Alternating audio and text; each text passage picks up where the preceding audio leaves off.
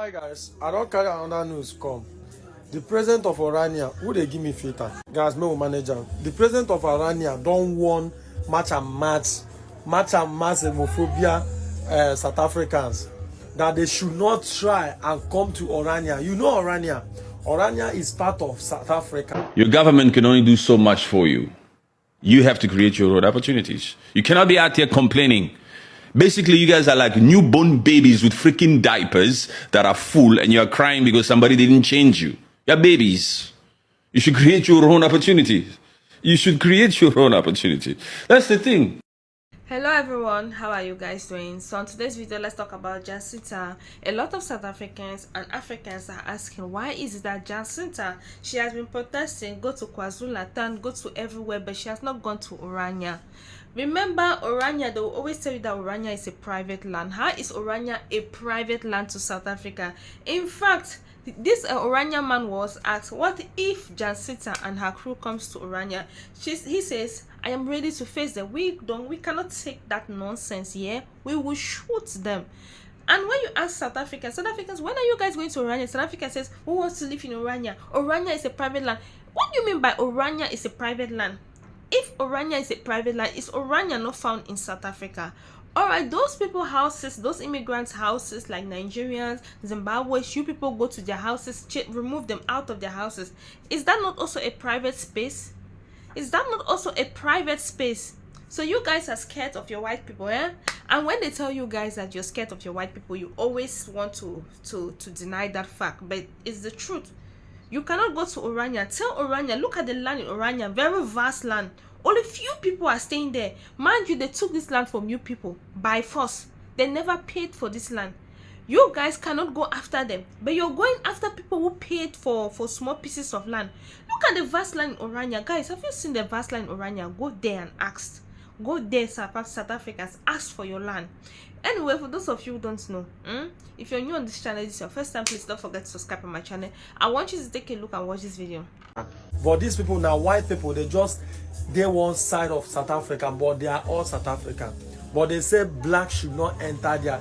If you want to come, you just come for tourists and go back your home. In South Africa, in your land, white man is telling you what to do. They say that your match and match, make you not carry and come there. They go shoot you. This will not be used police to block you. They go shoot you. If you say you are South African xenophobia, you get mine. Enter there. Enter there. You see AK-47. You see AK-47. If he kept outside, they pursue them. Why isn't the Afrikaner on your side? Why isn't the Afrikaner joining your freaking movement? Why are the colored folks not joining the movements of these uneducated black South Africans? Because they know damn well that they don't want to be associated with these hooligans. These are hooligans behavior. The same nationalities that are there as foreigners in South Africa are the same types of nationalities that you also find in UAE, in Qatar, in Saudi, in Kuwait, in some of these other freaking places where there's no xenophobia. And the locals there are happy. You know why? Because they have true freaking leadership. Shut your mouth. You have poor leadership. That's where you should be directing your freaking attention. Not to the African national. In fact, some of these places in the Middle East have way more foreigners than they have locals. But they have a system. They have this, they have that. They want the locals to benefit here and there. But your freaking government, and it's not just South Africa, shut up. I can hear you getting ready to say, talk about Congo. I can hear somebody. The Spirit said, talk to those ones that will say, talk about Congo. Look at Congo. There's some who will be saying here, what about Congo? You know what is happening in Congo? Why don't you talk about Congo? Yeah. The Spirit is telling me, address yourself to them. Even Congo also. They should be learning from all these different places. It's poor leadership. The reason why we've had that freaking war in Congo for so long is because of poor leadership. The reason why there's lack of opportunity in Congo is because of poor leadership. The reason why there's high crime, because the reason why women are getting raped in the east, in the north and south Kivu is because of poor leadership.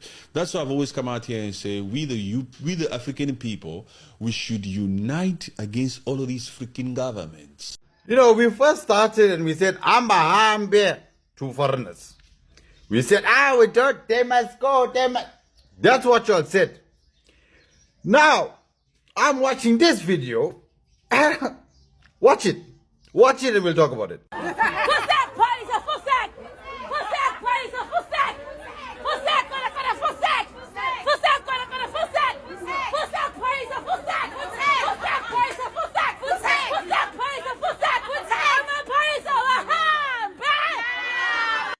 Can we go back in time?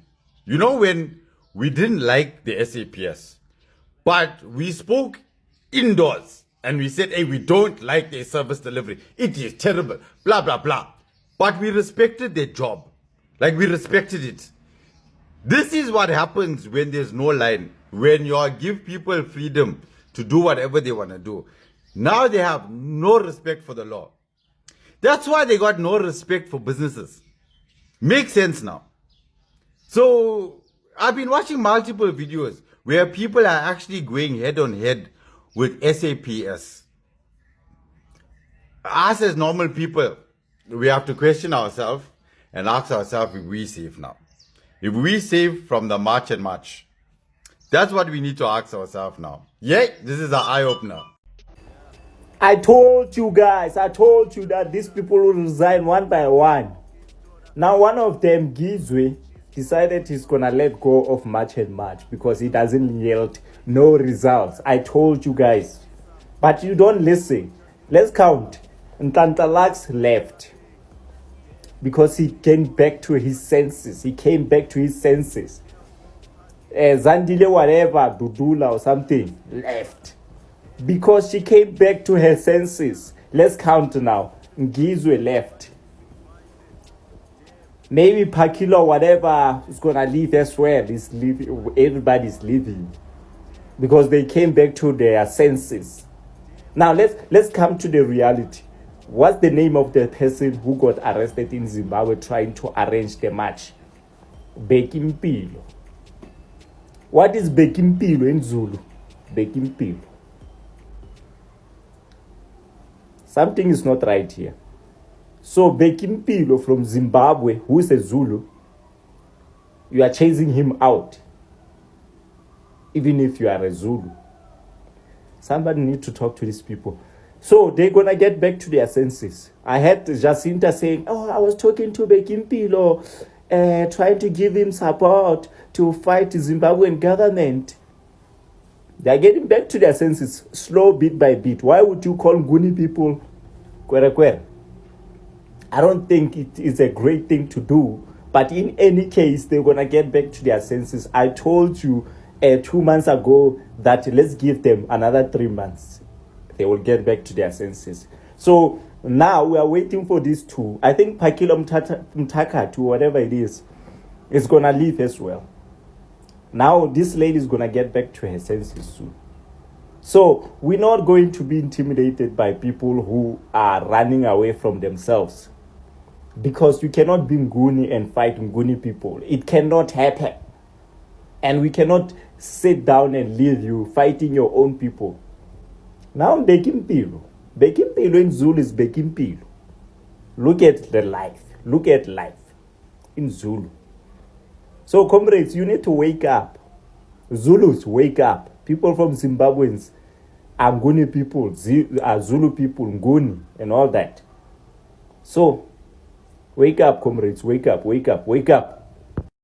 The question is, why is Chunu and Palak resigning without them getting their land back? No, South Africans, this movement will not end. It cannot end because we need you guys to go grab your land from Orania.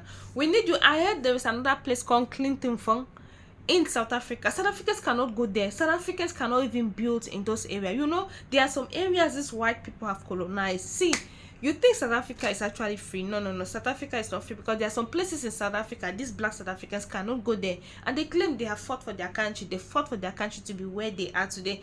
But places in their country, you guys cannot go. Is that not crazy?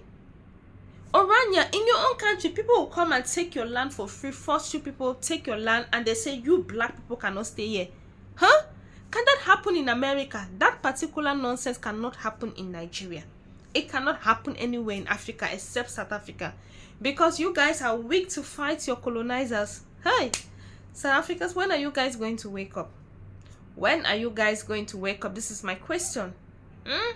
When are you guys going to realize that your enemy is not Africans, your enemy is still within, and you guys cannot win? Because if 32 years ago, you people did not grab your land. Is it today you guys are going to grab those lands? It's over. Black South Africans, that country, you know, land is very important, right?